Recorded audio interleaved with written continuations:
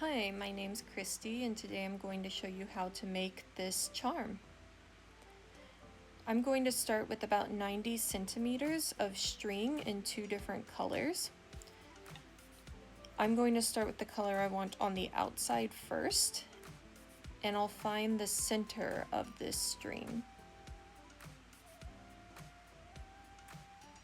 Once I have the center, I'm going to make a loop by taking the right side behind the left side. I will then loop the right side behind the loop and bring that loop off to the right.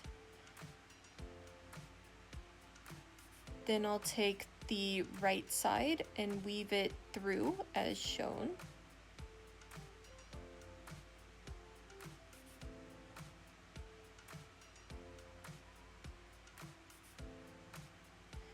And now you have the basic shape of the knot. It kind of looks like a tulip or a lotus flower. So I didn't keep the center, so now I'm just going to adjust the string so that the knot is centered again. This might take a few tries, but just keep going back and forth until you're about centered.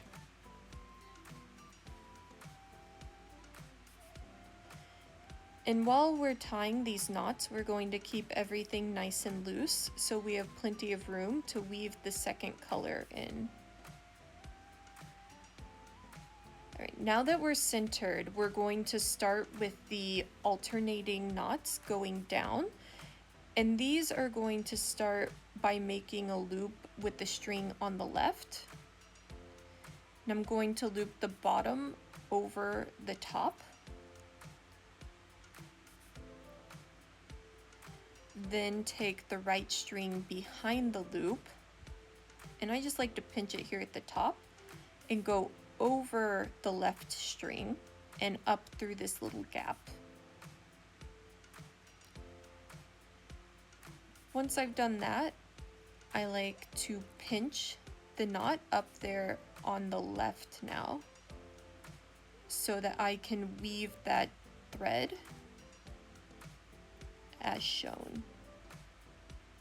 So as you're tying these knots, the string will want to twist. Just untwist it as you go. And after each knot, do a rough adjustment just to have them about even, but like I said, not tight. Leave yourself plenty of space. So now we're going to start with a loop with the string on the right, with the bottom going over the top of the string. Take the left string behind, pinch it at the top there, go over the right string and up through the gap.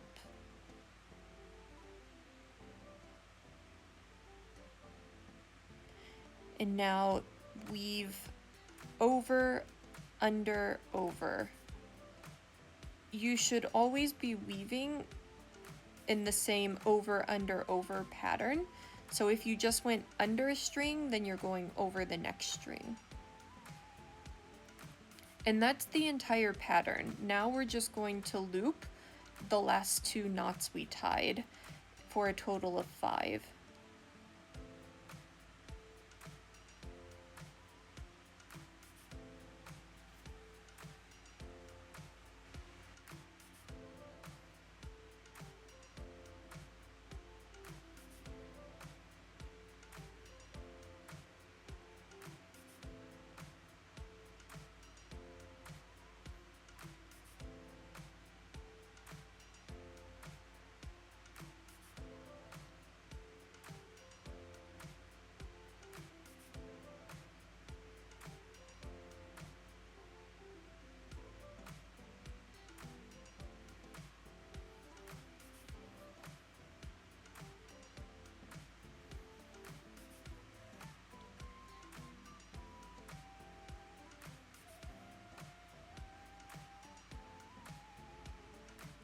Once we've finished all 5 knots, you're going to make sure you have about the same amount of string coming out both sides on the bottom.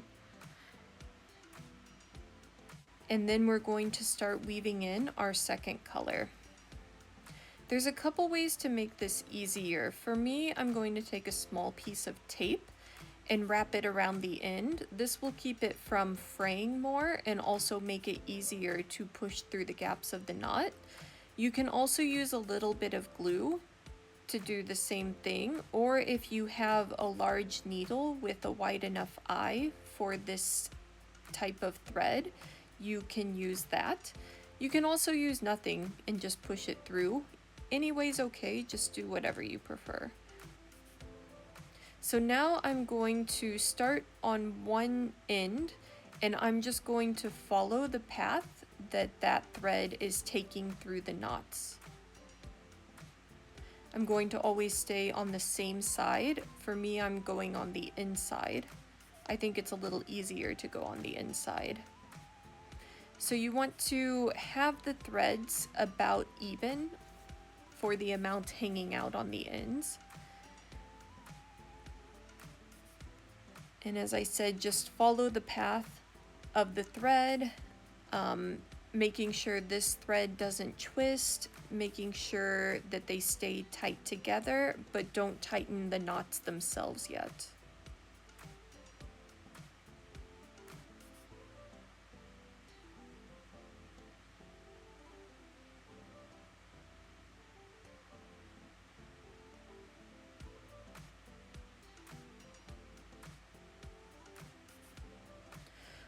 Once you've woven your second thread all the way through, make sure that it's looking nice and flush with the first color that you did. And also make sure you have about the same amounts hanging out on both sides of the knot. It doesn't have to be perfect, but just about the same. The second string, if they were the same length starting, will hang out more from the first. Mine did not because I had already cut off the excess that I knew I wouldn't need. So now we're going to start tightening the knots, and this will take some patience. You want to try and keep it centered, so you're going to pull a little bit on both sides, and you're just going to follow the path of the knots, pulling a little bit on each side at a time. And you want to make sure you don't pull too tight, but pull it tight enough to have no empty spaces in your knots, but not so tight that your strings start getting stacked on top of each other. So just do this very slowly, try to keep the knots as even as possible, and be patient.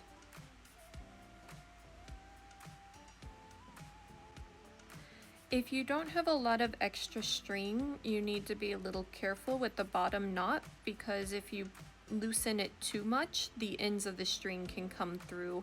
So I'm just doing it in tiny little tugs at a time and then straightening or pulling the entire thread through. I don't know how to describe it, but just do what I'm doing in the video. So once everything's looking even, it's now time to finish off the strings at the bottom. I'm going to do this by taking a thinner thread, which is about 1 millimeter, just a small string here, and I'm going to make a loop in it. And this loop needs to be at least as long as you want to wrap this string around. So just put it flush with the strings hanging down and wrap your thread around it. You can see that little loop hanging out underneath the thread that we're wrapping. So we're just going to continue to wrap this thread around all the threads and keep it nice and tight as you do this.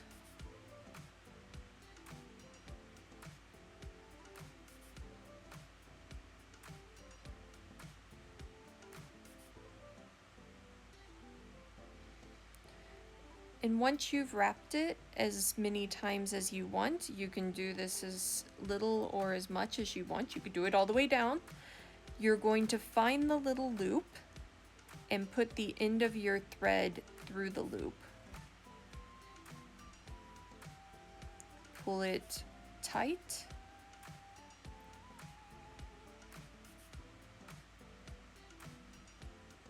holding that in place, find the top string from the loop and pull the loop tight, and that will hold the end of the coil in place.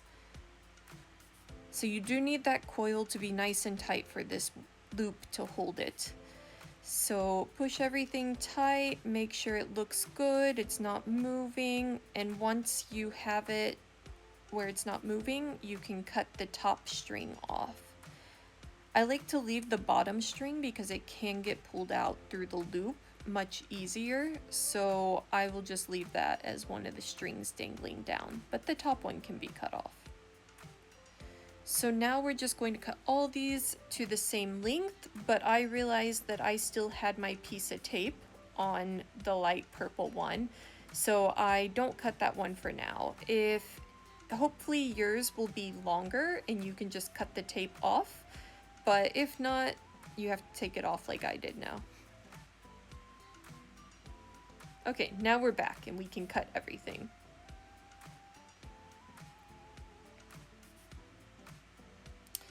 And there we have it. We're done. So you can leave this as it is, or you can add a extra knot up at the top or add a keychain at the top, whatever you want. For me, I've decided to use mine as a bookmark, so I'm not adding anything to it, but you can do whatever you want. I hope you enjoyed this tutorial. Thank you for watching, and happy knotting!